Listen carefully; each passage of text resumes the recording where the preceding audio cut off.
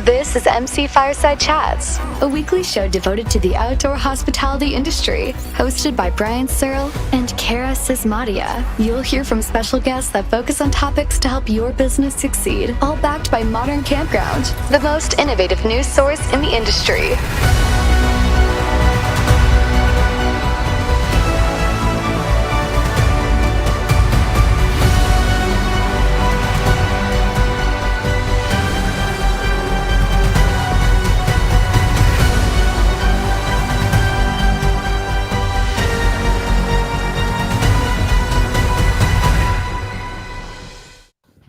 Good morning, everybody, afternoon, evening, wherever you are around the world. Welcome to our very first episode of 2022. Happy New Year to everybody. I'm going to tell you, I missed everybody on this show.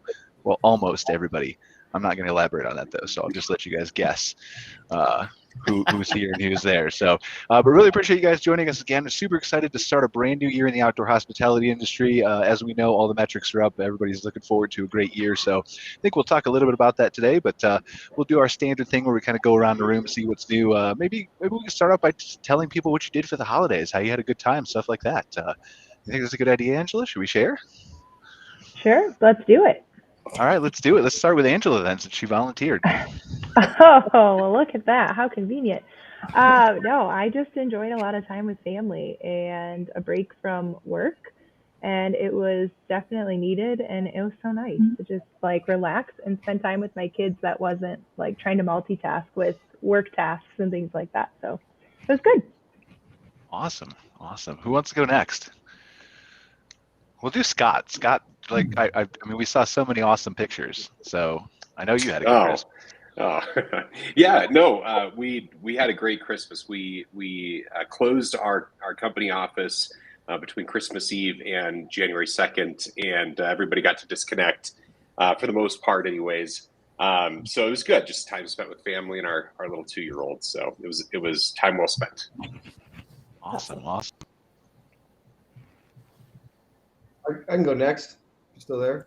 I took actually a big RV road trip from Michigan on Christmas night down to Florida for my son's baseball tournament. So for the most part, I was able to disconnect. This is still a fairly busy time for us, just because there's so many parks trying to go live, right before the first of the year, or get all their pricing and rules updated and all that good stuff. So from a support standpoint and an onboarding standpoint, it's still quite busy, but I was able to disconnect for a few days in there. And I didn't crash. I didn't hit anybody, didn't tip over. So I'm definitely a novice of driving a Class A RV. But it was a good trip. We had 9 people in it, which probably is illegal. But we did get pulled over, and I'm still here. So game on. Yay. Sounds fun. Who can top that? I can't top it. There's no way. Yeah, the holidays were great, and lots of time with my daughter, which was fantastic. She's the reason for the season and the light of my life, so that was absolutely fantastic. And the only time I worked is when I was awake. So apart from that, it was all downtime. Awesome. Nice. Yeah. Oh, sorry. We're all talking over each other. Please, Mark, go ahead. Yeah, so we actually spent our first Christmas in 12 years in a house that is ours rather than an RV. If y'all remember, we sold our RV last year, and so we had our first Christmas at home here in Wyoming. Beautiful weather. We had a white Christmas in the morning, and didn't take time off as much as I would want to, just because we've got a lot of pans in the fire right now. Some good stuff coming here in 2022. So took the opportunity in the holidays to catch up. Awesome. Can you guys see me again? I was having internet issues. Sorry, I don't know what's going on. Yeah, you're back. What about Ruben? How was your holidays, Ruben? Good. I spent the last 2 weeks preparing for this conversation, so I feel ready to go. I've got my notes. I've done a bunch of mock conversations, so I can't over prepare. Listen, I've never felt so special. Wow. Yeah, that's about 2 weeks more than I've ever prepared for the show. So I've got 2 young daughters, so Christmas time is just usually centered around that and presents and Santa Claus and all that stuff, and so it's a fun time of the year. I'm in the Denver area, so it didn't feel like Christmas until about 2 days ago when we finally got some snow. So it was a warm unseasonably warm Christmas, but yeah, it was always enjoy it. Awesome. Who do we have left? Cara, did you go, or I missed a couple? Just me. Yeah, no, mine similar to the rest of you. I really just focused on my kids and did all those typical Christmassy, sledding, ice skating, skiing, fun things, family dinners. Yeah, all of that was great. I did get some work done over the holidays for sure. I think it's interesting that we all kind of, in support of the industry, are kind of prepping at this time of the year for things to really get rolling again. So I don't know if you guys can see me again, but all your heads are frozen. So we'll just kind of play this by ear and see how it goes. But just somebody tell me if my video goes bad, and I'll do something to mess with it. So yeah, I mean, first, before we get into like what happened and what people are looking forward to 2022, let's welcome Ruben to the show. He's going to be a regular guest with us. Super excited to have him here for his first show. He's obviously spent 2 weeks prepping, so I feel like we should just turn it over to him and just go away. But Ruben, you want to give us a little bit of background on who you are, kind of your expertise in the glamping industry, things you've done, that kind of stuff? Yeah, I prepared a 40-page slideshow presentation. So perfect. I've got bad internet, so that'll carry the show. Yeah, so I started in the outdoor space and as one of the founders of a company called Glamping Hub. So think of us as a Airbnb, but only for outdoor unique accommodations in glamping. We've got 70% of what we do is here within the United States. In that, started the American Glamping Association. We just had a lot of inbound conversations for people who needed tools, support, and tools and support. And they could be a aspiring operator, an existing operator, manufacturers, kind of anybody and everybody in this space. And it's been a great journey over the last few years with the association, just seeing the outdoor space and whether it's glamping, camping, RVs, anything outdoors, really boom even pre-COVID. So the association is really a place for us to just help people get it, across their version of their finish line, whatever that might look like. So yeah, looking into 2022 and things that are on the horizon. I mean, everybody obviously knows that the outdoors has really become this bright light in the hospitality as itself, and we're data junkies in many different ways, and looking at the data that we have so far and what Q1 in the outdoor space will look like. It's exciting, I guess that's the only way to put it. I know people always ask, is specifically what we do in the glamping world, is it fading away? Is it a fad? At what point will it start to slow down? I've been asked that question for over a decade, and it's always the same question of this year was 100% better than last year. So I don't see that. There's no horizon of things slowing down. So very excited for the outdoors in general, very excited for what we're seeing for our operators and anybody and everybody in the outdoor economy, right? This is a giant industry and it's economy in itself. And so we're just excited to be, play our small role in whatever happens next. Awesome. Well, thank you, sir. Angela, what do you want to, should we focus on like 2022? What's going to happen? What people think is going to go on? Should we go around the room like normal? What do you think? I think we should probably start touching on some of the things. We already kind of did a recap at the end of last year. So I think that we should start diving into kind of what's coming up and some of the things that we're seeing with, the unfortunate COVID numbers and RV shows and those kinds of things and what's happening with those. So I think we've got a lot to talk about in 2022. All right, well, let's go around the room real quick, right? Just everybody kind of give 1 or 2 sentences of what you're looking forward to 2022 in the industry, with your businesses, whatever else it might be, with the owners you're talking to, and then wherever we get stuck, we'll get stuck. How about that? Sounds good. Randy, you want to go first? Sure, why not? Well, very interesting stuff towards the end of the year with Sun buying LSI, and it really kind of surprised me, but then again, it really didn't, because I think all of us have kind of talked from time to time about the inevitable consolidation within the outdoor hospitality world of some of the bigger players coming in, maybe even some hotel chains coming in. And although the news first kind of took me aback, like, gee, I didn't really see that coming, it started to make a whole lot of sense. And quite frankly, if someone's going to start some consolidation of some of the franchising type stuff, why not somebody who's already in the space, who knows the space, as opposed to a quote unquote outsider, like a nameless hotelier that might come in thinking they've got a better way of doing things. So that's going to be really fun to watch. It's going to be fun to watch how KOA responds to the LSI acquisition by Sun. And I think we're going to see the continued influx of intelligent capital and larger companies consolidating and aggregating these assets when they can find them. Because, I own United Park Brokerage, and I can certainly tell you inventory is very thin. So it's going to be really interesting. The first quarter, I think, is going to really kind of set the pace for the rest of the year. But if past history is any indication, it can change by the day, as we all know quite well. So I guess that would be my first kickoff. I just think it's going to be the continuation of what we've seen, which is continued consolidation and a higher level of operating performance, a higher level of expertise. And more importantly, I think, and I'll leave it with this, the continued focus on the guest experience as the main driver. We can look at spreadsheets all we want to, but if you're not really focusing on what the guest is experiencing when they go to a property, we're missing the mark anyway. And I think that's coming more and more into focus. And I know Scott can certainly speak to that, absolutely.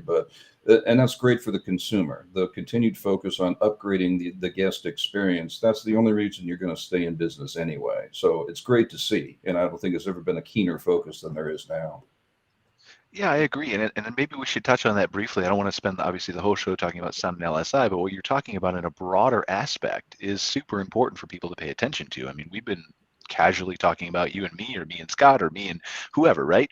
Or you guys having your own discussions about the consolidation of the industry. And it's not as easy to find that building or that property where you can build a hotel vertically like it is with the Marriotts and the Hyatts and things like that.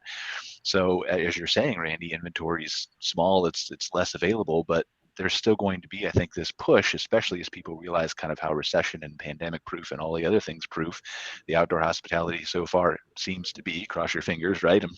I'm not looking for us to find something that we're not, but all is well so far.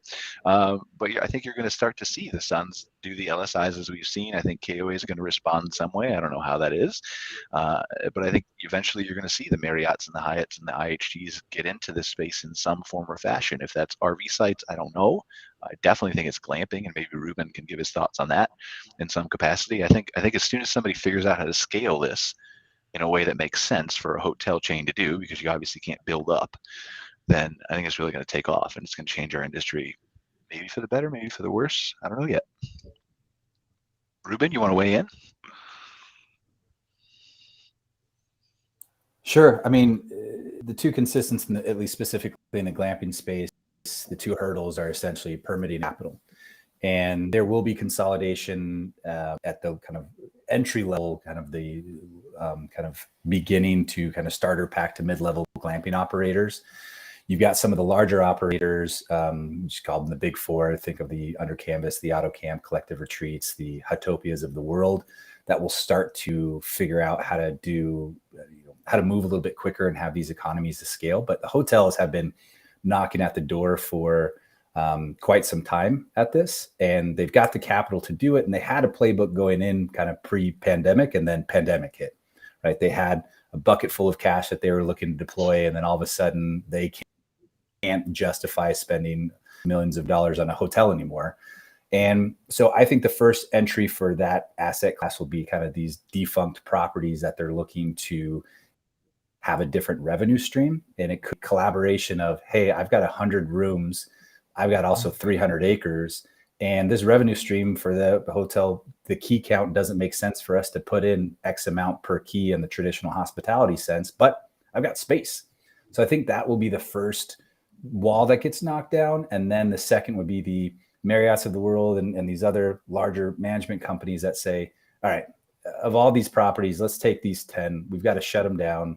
We're going to find another asset class that allows for us to have a quicker return, a look towards the future, and we quickly on it and think about it that way. So I think we were on the cusp of that happening at a large pre-pandemic, and then we're now operating in this world, and they're still a little skittish. And they're still trying to figure it out. And for those groups, remember, they've got a lot of people to adhere to and answer to versus maybe one individual who's a higher net worth individual that could spend $250 million on a project. They can't miss anymore, right? They've got to make sure that going into the development cycle moving forward, that whatever they do, they can't miss. And if they're presenting safari tents and kind of this newer experience, they've got a longer road sometimes. But I think we're on the verge. It's going to happen. When and how will be a very interesting development, and who knows. I think sooner rather than later, though. And maybe I'm lagging. I didn't mean to talk over anybody. I'm sorry. Just my internet connection's poor. But I think sooner rather than later, especially now that they've seen, I don't think prior to COVID, there was a sense in any owner's mind of a hotel that, oh my God, all my business can be shut off instantly like that. There were recessions, there were ups and downs, there was inflation, there was all kinds of other things like natural disasters. But I think that just kind of put a whole new picture in people's heads of an if and maybe a need to pivot. I was just going to say the industries that we've seen picking up, that as far as having a lot of capital and making a big push into this space has specifically been like the storage space and obviously like the mobile home space. So we've seen a lot of large companies that do really well in storage and in mobile homes generally really coming into this space pretty aggressively. And I almost feel like they're better equipped to come into this space, just understanding maybe a little bit more potentially that of the industry than, I shouldn't say a lot more, but in some capacity, I think they understand a little bit more. And that's definitely, we've seen that significantly with like larger groups that we've worked with that are starting to buy properties, specifically coming from those two areas. But it'll be interesting to keep an eye on if the hotel space, makes a big play for that as well.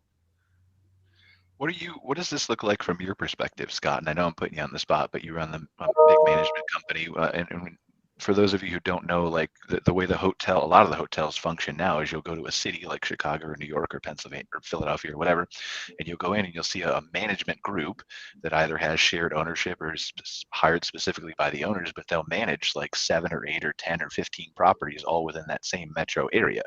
So how does this, if at all, change the game for you, Scott, if this consolidation, not just from hotels, but of anything, continues to happen? Yeah, I think we will continue to see hotel operators get into the space and hotel investment companies get into the space. We have one client that owns several higher end boutique hotels in the Pacific Northwest. And they had started a property we manage prior to COVID and saw how well the property we manage performed compared to the hotels. And they're all in looking for the next locations to develop the next outdoor hospitality properties. I think what will be interesting to see is how, we have one reason why glamping and outdoor hospitality is so successful is it's not a brand. It's not the Marriott, it's not the Hylton. And people are tired of staying at Hampton Inns and they're fine. I stay in many when I travel by necessity, but how these, and they'll do it. How these operators and investment companies can reinvent brands and create new brands and new segments, but apply a lot of the operational strategies and know-how that they have from their traditional hospitality products into this space will be very, very successful.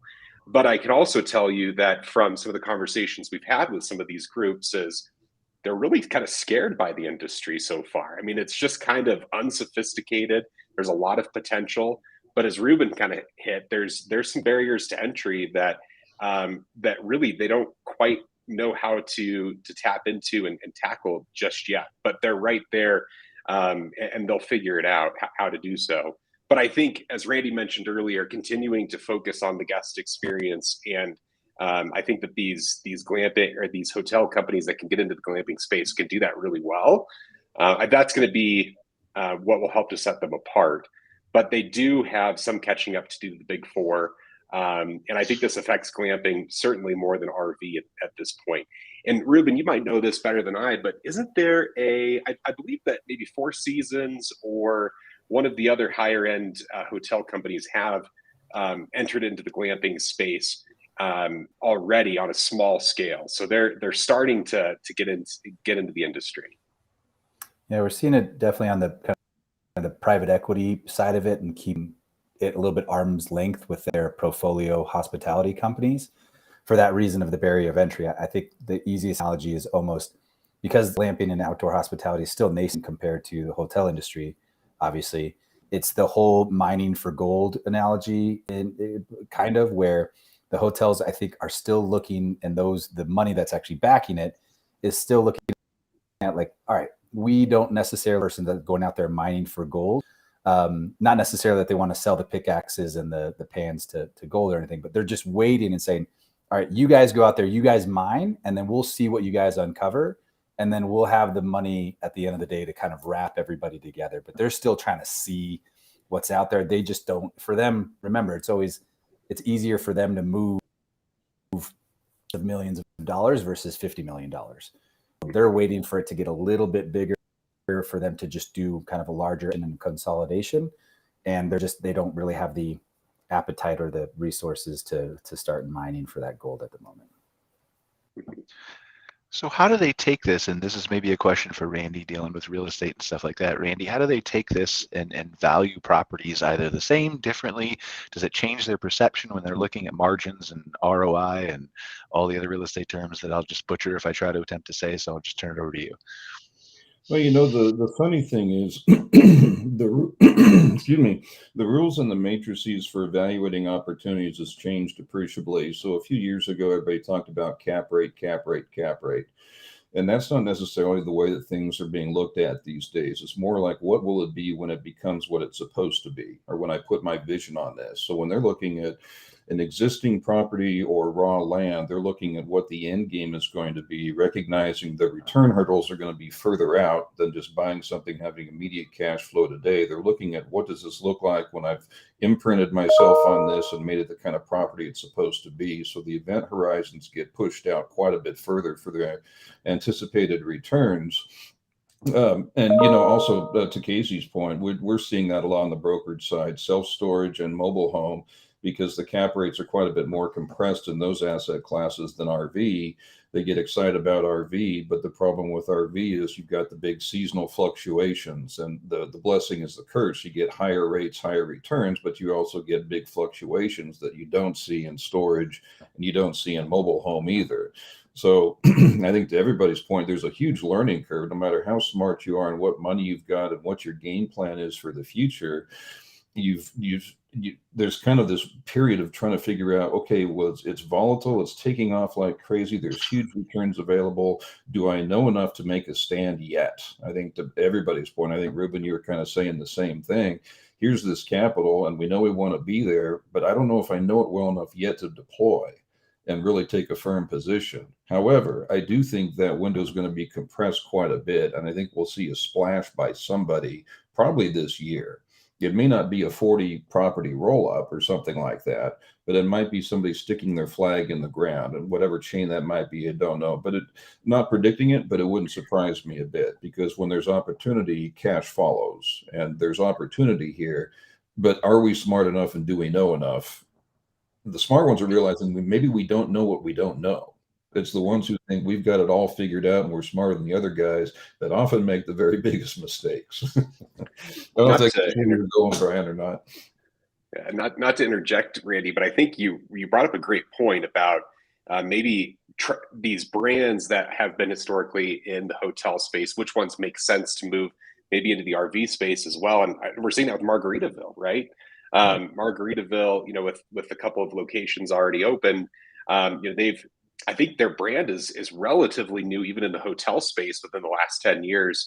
And they're certainly picking up speed too. So we're already seeing this kind of cross-pollination between even with the same brand, which is interesting. And maybe that one's a little bit unique because it plays very well into the demographic that they're going after in the RV space as well. Yeah, I think so. There's another thing too that kind of fits into it. Everybody knows sticks and bricks. Everybody knows hotel. They kind of know park models or something like that because it's familiar. Glamping isn't as familiar to them because maybe they haven't done it yet. Once they do, they get bit by the bug. So there's for like a Margaritaville, to your point, Scott, there's kind of a great pollination between traditional hotel, but with the RV adjunct and with the glamping adjunct. So you can serve a lot of masters, a lot of different consumer demographics, and kind of allocate and spread the risk accordingly. But you're dealing with accommodations of just varying tunes. But it's a great way to say, well, let's plug this onto hotel and see how we like it. And they love it. So that, I'm sure your point, that has to be something we'll see a lot more of, the existing hotel that dips their toes in and says, big stuff here.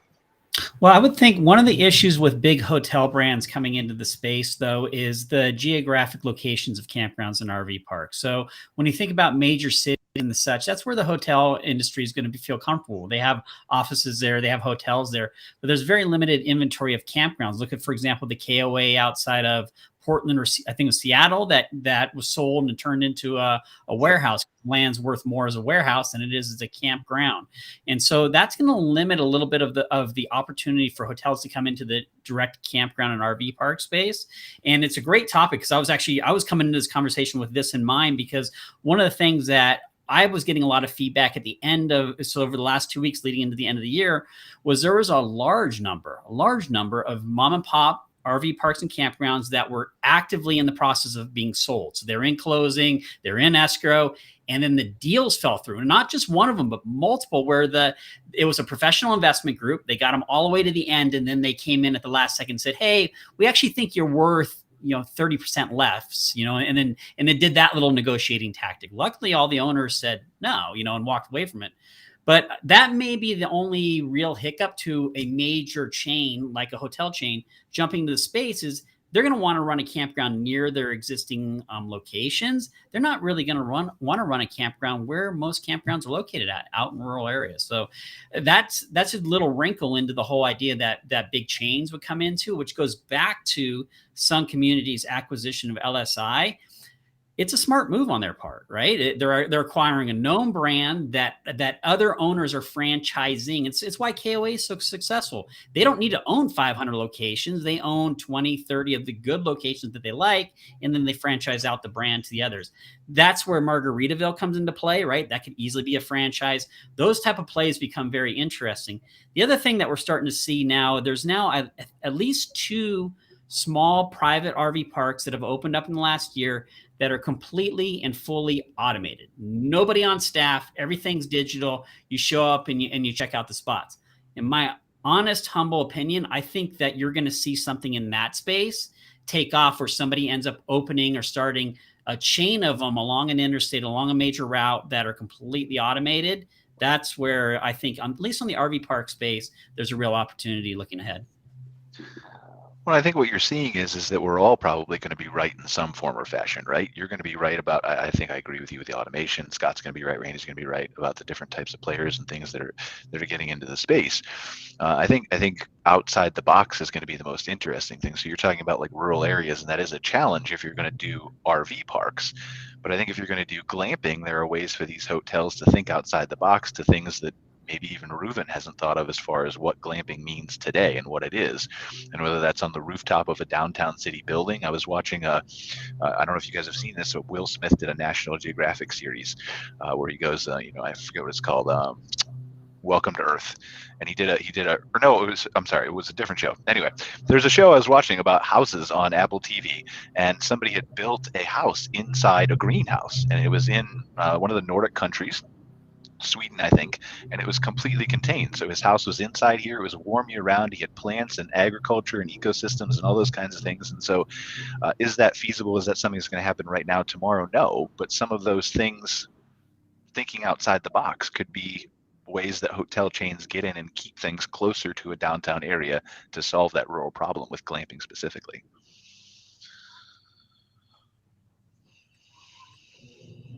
Yeah, then the only thing there you're going to run into would be zoning, right? Zoning's the number one thing people are looking at. Zoning. Can I actually do it there? And that takes a little bit of a mental framework. It goes to the whole idea of people acquiring campgrounds and RV parks.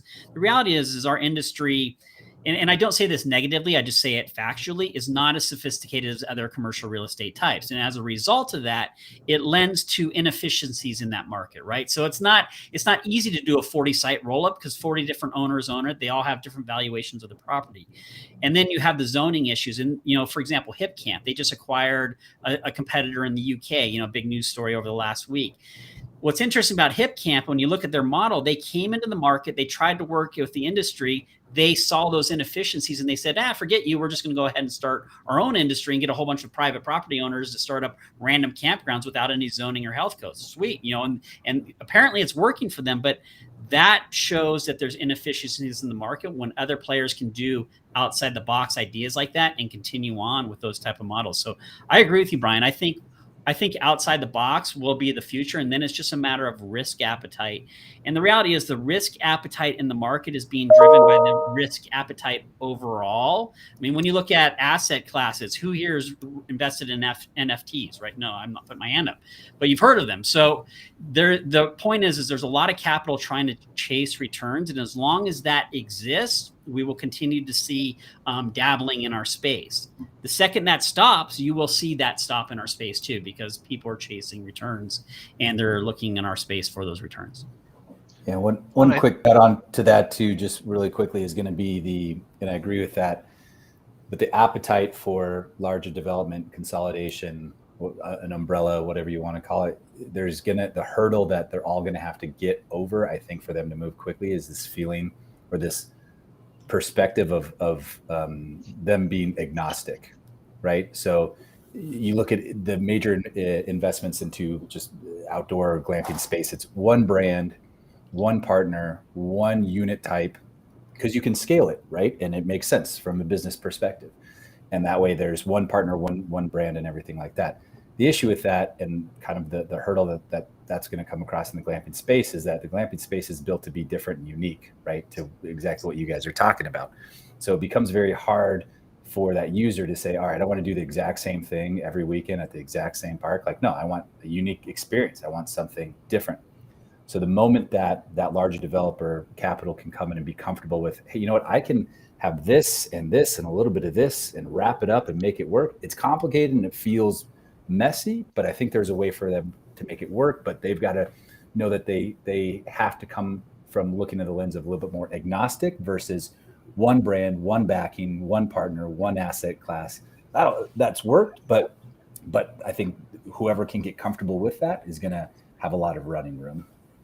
Would you think, Ruben, Randy, Scott, would you think that this is the year to make it or break it for our industry, right? We've had several years of good runs. Going into this summer, if we continue to see the growth, that'll be the moment when the big money says, okay, this thing's not going away. This industry is here to stay. Because I know I've talked to like professional capital, and the number one question I get from them, because they've seen the articles on RV sales and all that type of stuff, they always ask, the first question is, okay, so what happens when everybody decides to stop RVing, right? That's their number one question, because they think it's a fad. And so do you think it's a fad? Obviously I don't. I think all of us here don't think it's a fad, but do you think maybe this is our year where if it doesn't fad out, that you'll start seeing some serious money saying, okay, this is around and it'll stay? Take it, Scott. Well, I think it's a great point, and we've had some conversations internally too with some of our partners along the same lines that Mark has said. Is this just a boom, and when will it bust, and how will it bust, and how do we want to be a part of it?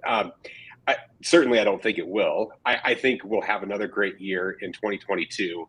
I think we should expect to see some leveling out.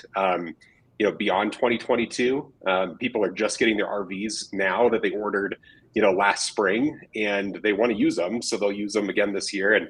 And I think we should expect to continue to see that. But I certainly, we look at the industry over the course of, the fuel prices skyrocketing, the Great Recession, and, certainly through COVID, and it has always performed well. It has always performed relatively well to other industries as well. So I think, one thing we're doing on our side at Horizon is bringing a lot of stability to the properties that our partners are picking up, because 2021 was a feeding frenzy. It was, and I think 2022 is going to be the same way. Pick up anything you can, and then we'll figure it out later. So we think that this will be a transition year. I think it'll still be very busy with acquisitions, but we're looking to bring a little bit of stability to our clients' properties, and our clients' understanding too of what the returns can be. And we've been giving sage advice all along, knowing that this will eventually level out a bit. It's not gonna falter. It's not gonna bust, but it will level out, and likely later this year into 2023 for sure. You're seeing. Sorry, go ahead. No, go ahead, Casey. I was just going to say, I mean, the Mark, you mentioned like some of these, some are falling through, I think, with certain groups, but we're seeing a lot. We're seeing an insane amount of transitions right now, like park transitions, where they're going through, and it's an interesting thing because with some, you kind of have this generational idea, like these campgrounds been passed on for 2, 3, multiple generations, and now they're selling them, right? Is that a good thing or a bad thing?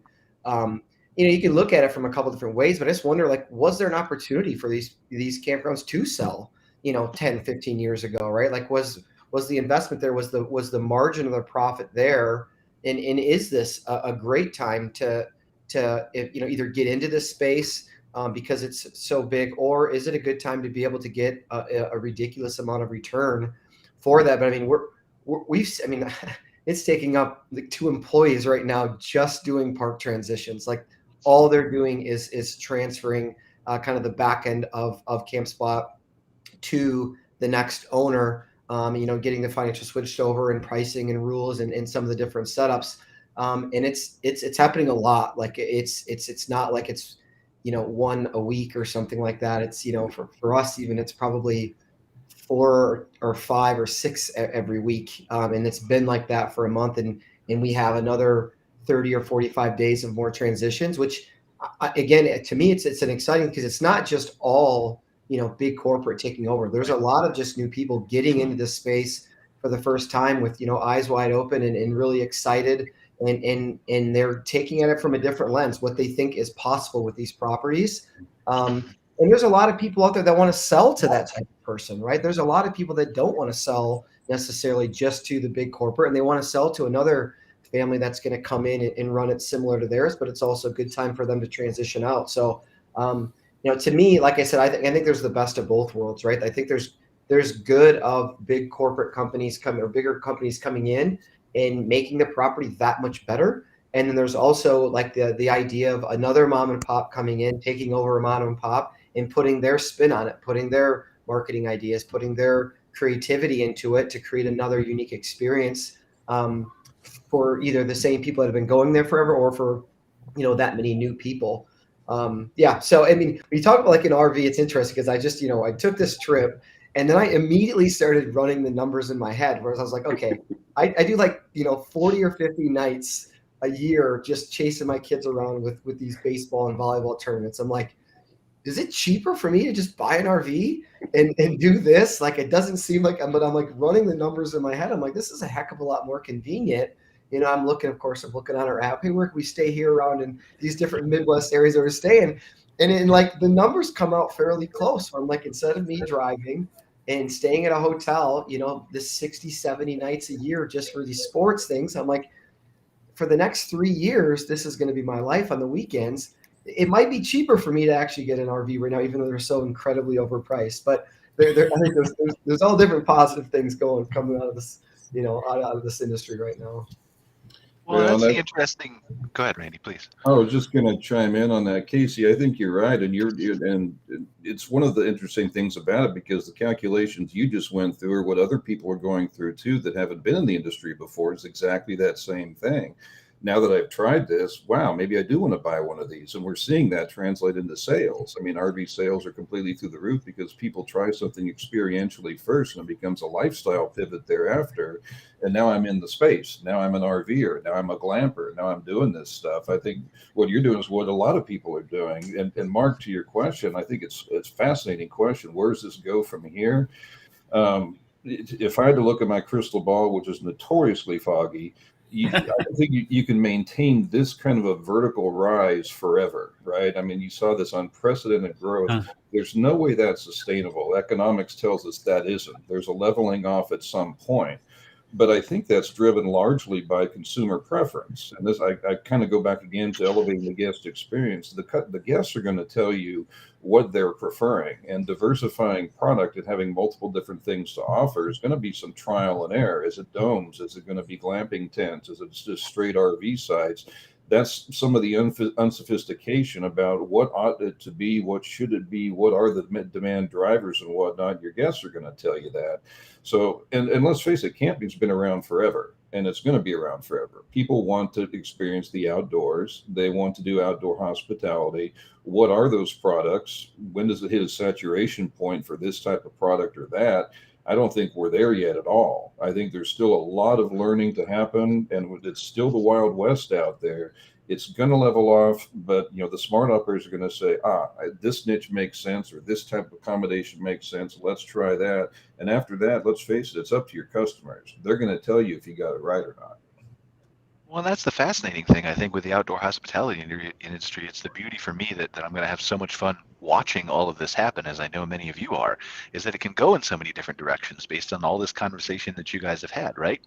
There's only so much you can do with selling a Hylton Garden Inn or a Fairfield Inn or whatever, right? You can't really change that. And so you're selling it to a big hedge fund or you're selling it to an individual owner, but they're really not going to change it. Whereas you as this owner can, as you guys have described, pick and choose. Who do I want to buy this property? Do I want it to be a big management company? Do I want it to be somebody who has a new vision for what I've spent the last 30 years of my life building? Do I want to do it myself now that the industry has become more popular and there's more financing alternatives maybe available to me? And then, like Ruben said, figuring out that challenge of what kind of demographic or market you target, whereas a loft hotel is targeting that younger millennial type demographic. And apologies to a loft if I just butchered that. I just made it all up. I don't really know. But I've stated a couple, and that's how I feel like this. So, but, we were talking to a couple clients before who, about neighborhoods around your park, about, they wanted to turn a park into a glamping hub, and they wanted to focus it on just one specific theme, and they had a ton of land. And I said, well, the same questions kind of came up that Ruben brought up. Well, what if they want to stay someplace else next time because they don't want that same themed experience? But if you can create neighborhoods with different themes, you can drive loyalty and people come back and have different experiences. And I think we're just really scratching the surface of what's possible here.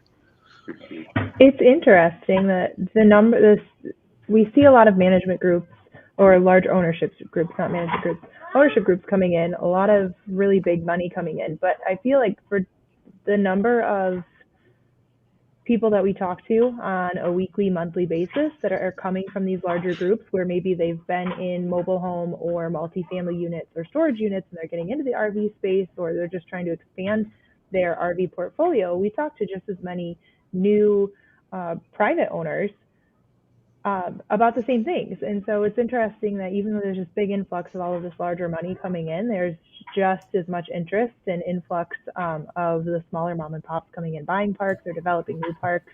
They have land and they're like, well, I can get a slice of this too. I already have the land. So let's see what it takes to develop it. So that's been interesting as well. Yeah, in that one Facebook group we run, they get into the campground business. It just passed over 2,000 members. And what I've noticed is a trend over the last 2 to 3 months is a large volume of the people that are coming in there to learn about getting into the industry are coming from industries that have been most impacted by the various regulations related to COVID. So primarily, and I'm not getting political here, just factual, a lot of the vaccine mandates. So we've seen a lot of healthcare workers, a lot of police and firefighters, a lot of those type of industries where they've been, forced to do something they don't want to do, are actually leaving those industries and coming over to something they enjoy, right? The outdoors, the space. And so we're seeing a lot of that trend, which goes back to early on in the pandemic. I think the joke is the worst thing about the first 2 weeks to stop the spread has been the last 2 years, right?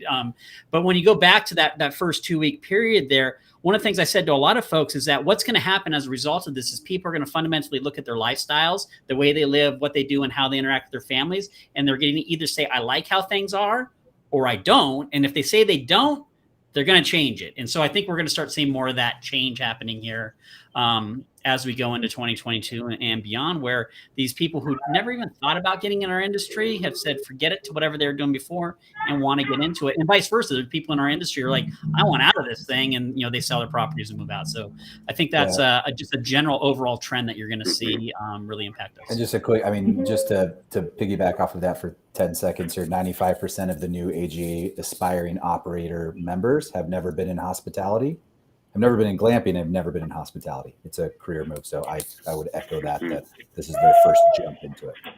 Mm-hmm. When you see, 4.5 million folks had just recently, I think, quit their jobs, right? I mean, everybody's, to Mark's point, is they're looking to understand holistically what they want their life to be like, and that there are other ways to earn an income and to spend your time and work with your hands and work with people. And I think that makes perfect sense. What I not to derail the conversation, and maybe we can come back to this in another show.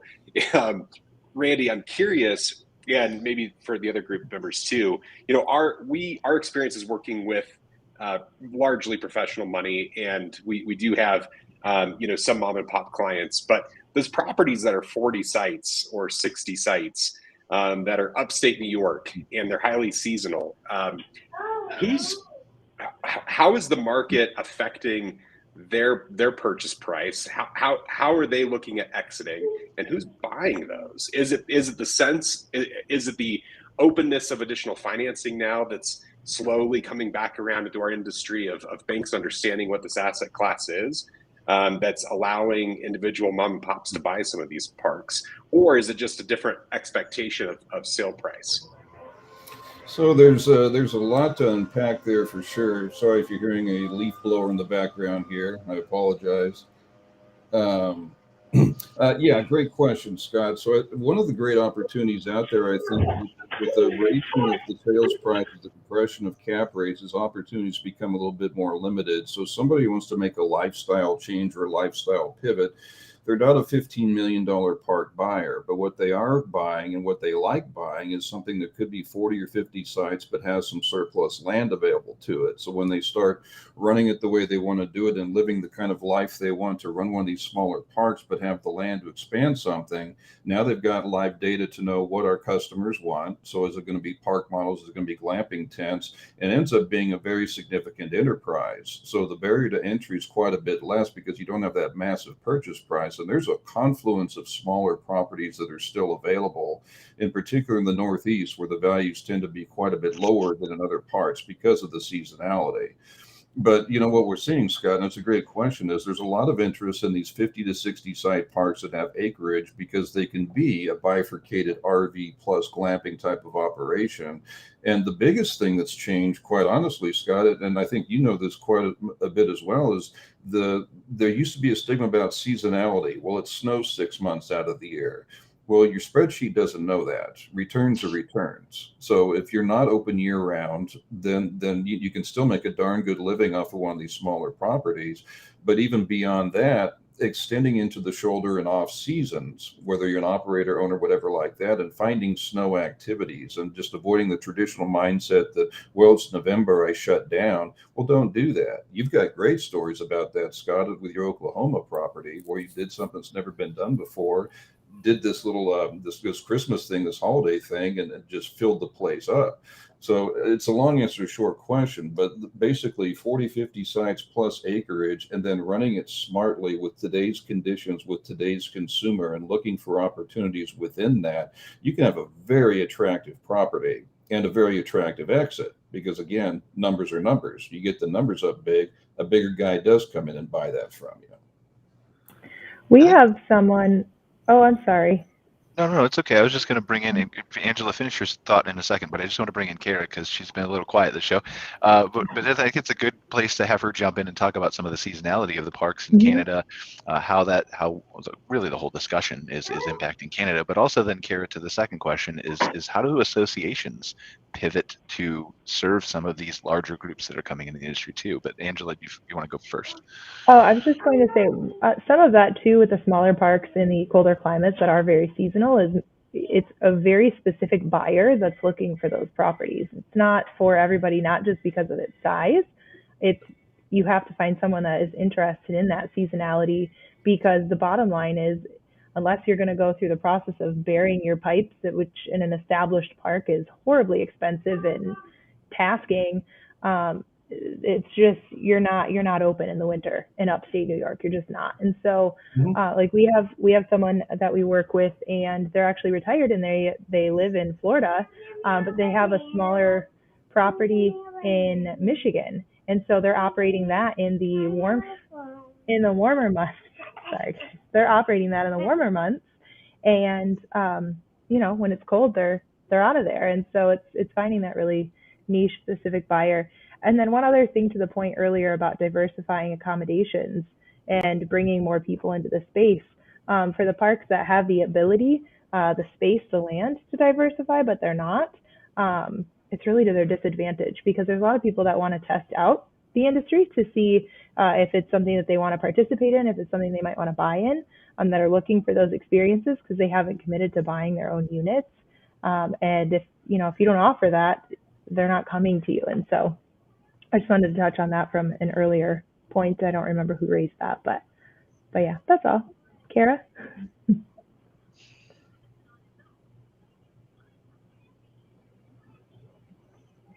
Oh, we can't hear you, Cara. Or I can't anyway. Mm-mm. All right, we'll give Cara a second to fix her microphone, because I definitely want to hear her opinions. Like, I mean, I'm up here in Canada now, but I don't even know the landscape, and I'll let you know if we can hear you, Cara. But I definitely want to know. Like, How about from now? the seasonality. Yep, we got you. So go ahead. Okay. Yeah, no, I just wanted to kind of touch on the specifics around having acreage available and stuff like that. I think there's significant hurdles related to that zoning conversation we had earlier with that. I know in my own experience with my own park, I had acreage around me, but wasn't able to develop it. So that was really limiting to my business. And so I think there's work to be done. Brian, you mentioned the associations. I think there's work to be done perhaps from the association level to help municipalities and counties understand better the industry and its benefits and the things it can provide from a tax and socioeconomic basis, for sure. I also think oftentimes appetite for those smaller parks is coming from, like was mentioned already, that desire to live that lifestyle. When I was a campground operator, that was always the top thing people used to say to me, like, this seems so awesome to raise your kids in this dynamic and all of that. So there was a lot of, I got that feedback a lot. I'd love to live like this, and it was great. But I also think there's factors outside of that, including things like staffing and those kinds of things that have been such a hurdle lately that probably impact those choices about how big of a property to potentially purchase. So yeah, there's a lot of gears turning in this machine, for sure. Specific to the associations, I think we are certainly seeing better partnerships and growth in terms of our what we call kind of corporate membership participants. We have a few groups here in Canada that actively participate with the association, and we're so grateful for their participation and their input. They certainly diversify the perspective of our board and all of those things. So that's incredibly valuable to us. And I think they have a different perspective of the business that has really helped us just enhance the perception of the industry here in Canada over the last several years. So they've been instrumental, for sure. And I'm excited to kind of continue growing those partnerships and working alongside those groups definitely into the future. Did I answer all of your questions, Brian? I can't remember what you asked me. Yeah, that was a really good answer. I just wanted you to touch on some of it, because we've had such a conversation, and every time somebody says something, I'm like, oh, how would that impact Cara and Canada and CCRVC and the associations and all those kinds of things? How do you see, how far behind do you think, if at all, is Canada as far as buying up some of the properties, mom and pop selling, consolidations, things like that? I will say we are behind. To measure the time is difficult. I think it's speeding up over the last couple of years. I think we're seeing interest from groups across North America suddenly that are excited to move into this space. We have significant site inventory issues in this country. In the height of peak season in June, July, August, it's tough to get a campsite up here. The rest of the time, there's availability, and so that goes back to that seasonality conversation that certainly impacts bottom line and lots of decisions. And we are seeing parks make significant choices, like doing projects like Angela mentioned, putting underground services deeper, and offering longer, sometimes in some cases year-round services if they're able in their area. That goes back again to that zoning and municipality conversation. You have to have be operating in a county that's understanding of those operational parameters and willing to give you those operating permits to do so. So there's a lot of things, often regulatory barriers in place here in Canada that I don't know are as much of an issue down south of the border for sure. But overall, I am seeing significant interest from various groups. I just I have a lunch next week booked with a group who reached out, who's never been involved in hospitality at all, but is actively looking at 5 properties here in Alberta that they want to purchase.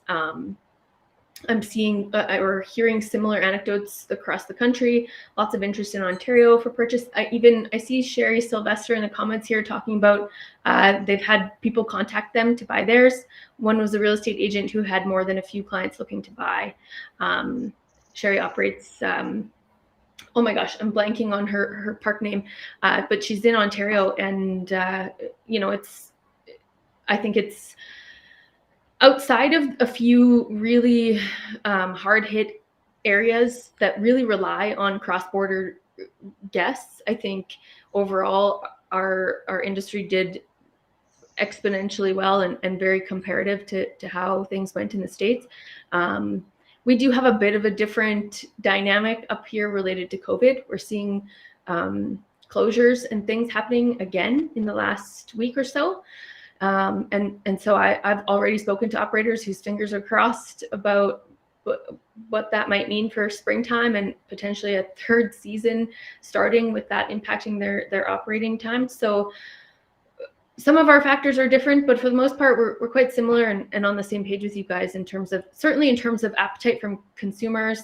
I think we're seeing operators start to get really creative about offering great experiences and packaging and doing all kinds of cool stuff that's really going to make the industry even more kind of competitive and impact how our guests are, how they're camping and how long they're camping and all of those things, which I love to see. I'm super excited. There's a ton of potential and opportunity here in Canada right now. Absolutely. Awesome. Well, I think we could probably talk all day to each other about all kinds of different things, but unfortunately it looks like we're about out of time, although my eyesight's getting better and my clock's really far away. So I think we have about 2-3 minutes left. Is there any final thoughts that you guys have? What's happening in 2022, what you're looking forward to? I know we kind of diverted there into the whole glamping LSI consolidation discussion, but I think it's a valuable topic to have that we haven't heard a lot about yet. I'm looking forward to where it goes. One quick thought I had, just to kind of pull everything together. The one thing that just came to mind was, as we're thinking about the consolidation, as we're thinking about how larger entities are looking at this, the way that I look at it is that the opportunity that's still here, where if those larger groups or the industry as a whole is, or whoever you are, is saying, wow, this is such a great deal, then the opportunity is lost, right? Because you've missed the boat in a certain way. Where the opportunity now for those that are developing the campgrounds that are looking to diversify and or upgrade or sell or transition, groups looking to upgrade their organization in whatever shape or form, I think the winners moving forward are the ones that are just flying below the radar, scrapping it out. The winners right now are still working and still mining things out at the moment. Yeah. Because if it was the other way of like, look at this deal and look at this deal and look at this deal, well, we're kind of past it and you've kind of missed the boat, is the way that I kind of look at it. So I think we're in it. And I think that's maybe one way to look at it that might give some context to the outdoor spaces in general, where we're still going like this and we still don't have that deal structure where it's deal after deal after deal, which leads me to believe it's about to happen. And we're kind of on that cusp, because if it was going this way, maybe, but we're here and we're not quite at that deal after deal after deal, then that means that's about to happen. Exciting. That's a good point. Awesome. Well, nobody else has anything to add. I've got fireworks going behind me because apparently my 1 hour YouTube loop of Happy New Year got over. So that's a good indicator we should stop talking to each other now. So really appreciate you guys joining us for another episode of MC Fireside Chats. Great discussion on 2022. Looking forward to having these conversations with all of you, with all of the people who are watching, kind of going forward as we continue to kind of push forward with these different conversations on this show. So as a reminder, we are available as a podcast, Apple, Google, Spotify, all that kind of stuff. You can see this episode and the other ones on mcfiresidechats.com, as well as a few other places. And we will see you next week for a super secret thing that I can't talk about, but it's going to be really cool, and it's an exciting thing that's never happened before. We're going to give the whole show over to this topic. So we'll promote that, probably tomorrow. We'll set up the announcements and the alerts and stuff, but nobody's going to know what happens until it actually happens. So, but you definitely want to tune in. It's going to be a really cool show. We've never done anything like it before. So, and I'm not even going to lead it. Like, it's going to be interesting because I'm not going to lead it. So definitely you should tune it. Oh, okay. Well, thank you guys. Appreciate it. And we will see you next week.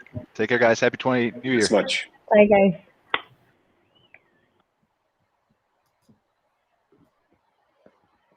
Thanks for watching this episode of MC Fireside Chats, hosted by Brian Searl and Cara Csizmadia. Have a suggestion for a future show or want to see your campground or company as part of an episode?